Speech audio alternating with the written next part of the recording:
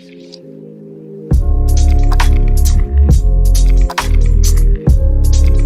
and hello everyone and welcome back to our show Health That Counts. This is your host Muhammad Siddiq here with you today, and with us we have a trailblazer in the field of physical and mental well-being, Ms. Gomathi Seetharaman, who is the founder of Arogya Yatra. Ms. Seetharaman, would you like to start off by introducing yourself, your role in the company, and what Arogya Yatra is all about? Yeah, thank you so much for having me on this show. The name Arogya Yatra means, Arogya means, if you are from India, it's a word in Sanskrit, which means goodness of health in your mind, body and soul. And Yatra is a journey. So the reason I have this name is because I want to have people the continuing good health of mind, body and soul. And I'm Gomathi Seetharaman, the founder of Arogya Yatra. Actually, my passion earlier had been finance. So I'm a CPA from the US and I'd done my management program from IIM Ahmedabad. But suddenly in 2016, I underwent my own process of health, because in this country, in Dubai, if you notice, I don't know about you, we all tend to be very healthy. We all tend to put on some weight, and that's exactly what happened with me. And when I underwent my journey of health, I just loved it. And I said, this is what I want to do. So I quit my job in the corporate world, and now currently I'm a yoga teacher, I'm a personal health coach, I'm with nutrition, I'm also a certified medical tourism consultant, and Arogya Yatra is my baby, where we help people lead a healthy and sustainable lifestyle with yoga, nutrition, workplace wellness for corporates, schools, colleges and medical tourism. So that's it about it. So as you mentioned, so when you came here, you started gaining a lot of weight, and this has been the lifestyle of a lot of people over here. Yes. And the reason that people do gain a lot of weight is because we live in a very intense environment, right? So our work environments are very intense. We have a lot of work, and 24 hours are never enough.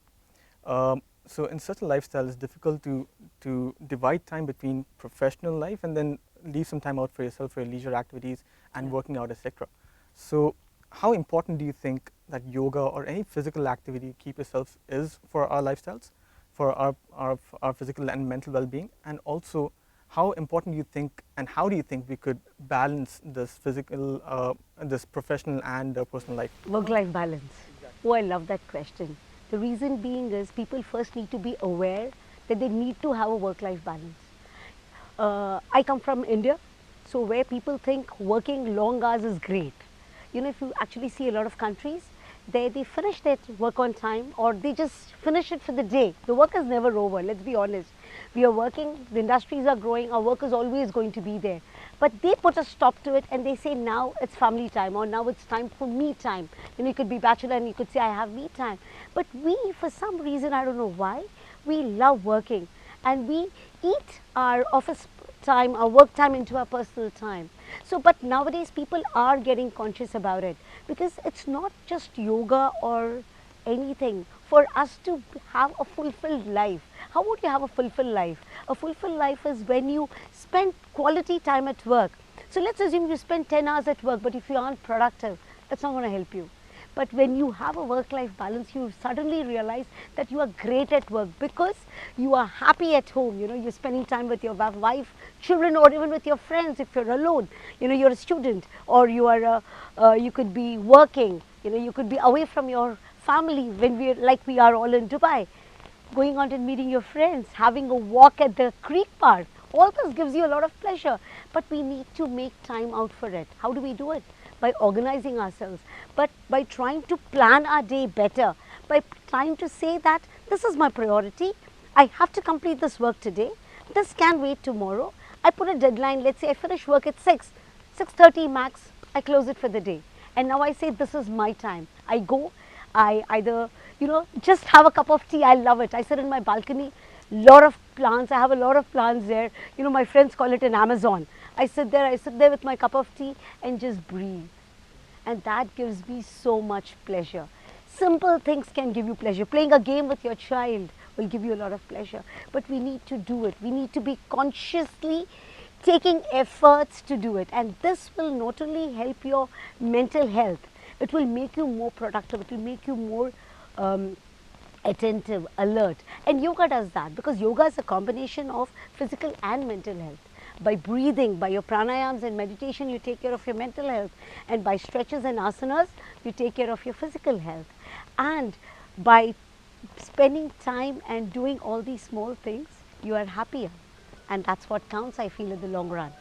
And I think exercise in any form, it could be yoga, it could be Zumba, it could be running. I love to run. I mean, I love the pleasure of just running with my thoughts.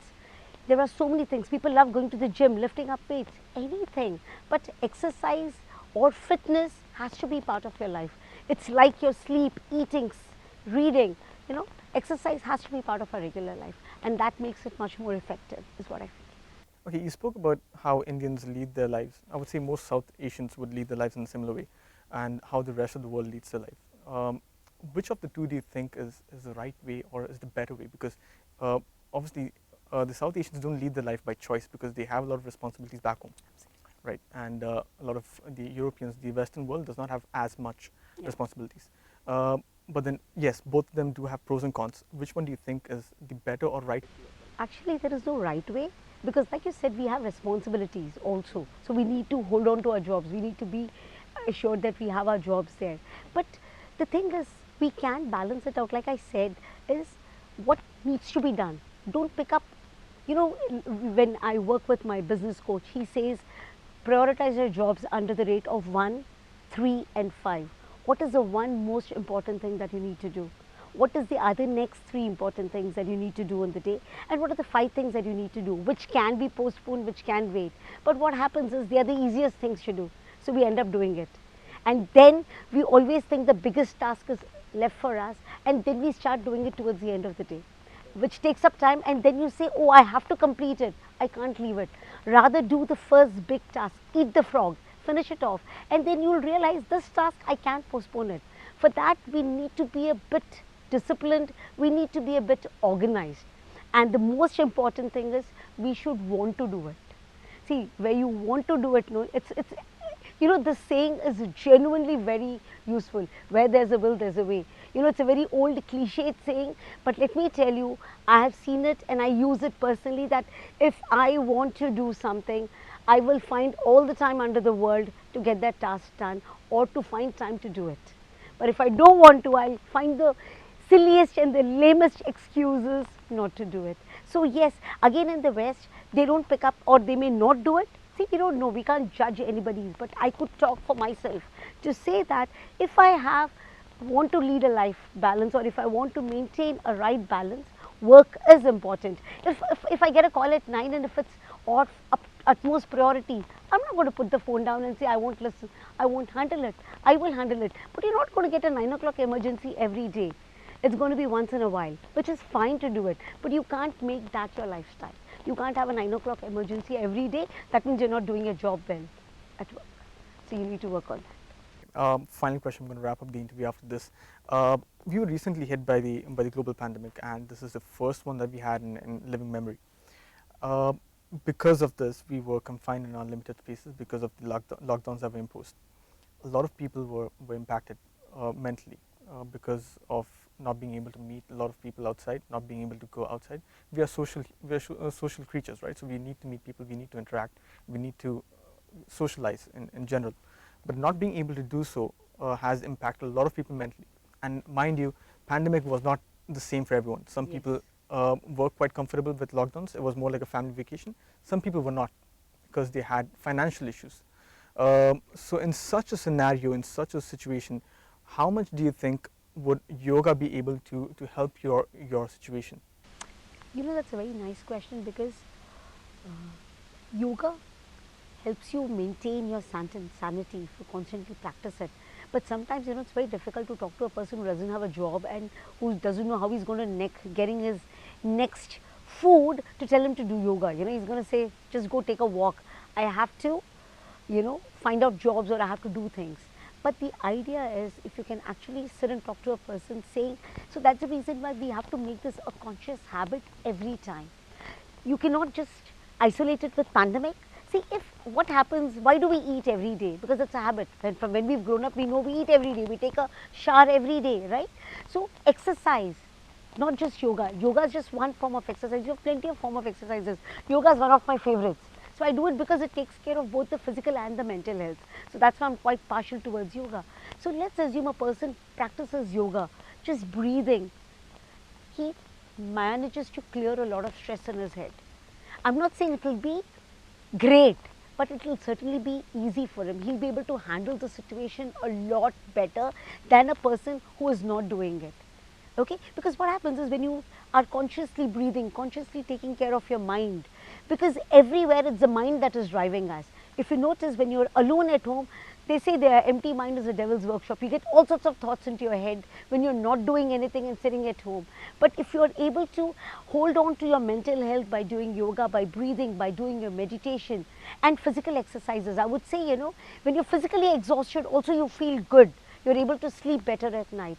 People during pandemic, when they got into the habit of also seeing a lot of, Netflix was, they were all at home. You would see a lot of people lacking in their sleep. Sleep was being deprived because, they were all at home. They were all eating a lot, because you're suddenly at home, you're munching all the while, because when you're at home, you're bored. You don't know what to do because you can't get out. You eat, all these things also add on to it. The thing of mental health is just not the mind. It takes care of a lot of aspects of us. We need to ensure our sleep is good. We need to ensure we exercise every single day. We need to ensure we hit the sun. The sun sees us every day, because sun gives us a lot of energy. You see, when people say they're depressed, they say go out in the sun. When the sun rays hit you, you can't just get depressed. Imagine the sun hitting you and saying you're depressed. You can't. That's the kind of thing. These are so small routines you should follow. And with the help of yoga, because in yoga we constantly keep doing it. Write a gratitude journal. Keep writing it. There are small things you can be thankful about.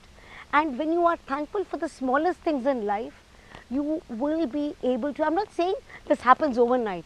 Obviously, everything is a practice you need to build on to. But this will certainly help you sail the storm easily and get you through.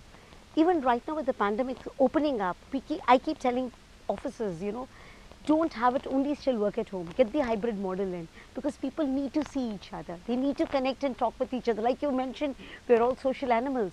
The brainstorming happens together. The ideas come up when you're talking to each other together. You have those aha moments together. For that, we all need the connections. But yoga just helps you sail through and smoothen your process a little better. That's what it is. I think we had quite a lot of aha moments during the interview as well, right? So thank you for being a part of the show, and thank you for all your time. And I think that's the end of our show. Thank you so much for being here with us today, and that's a wrap. Thank you so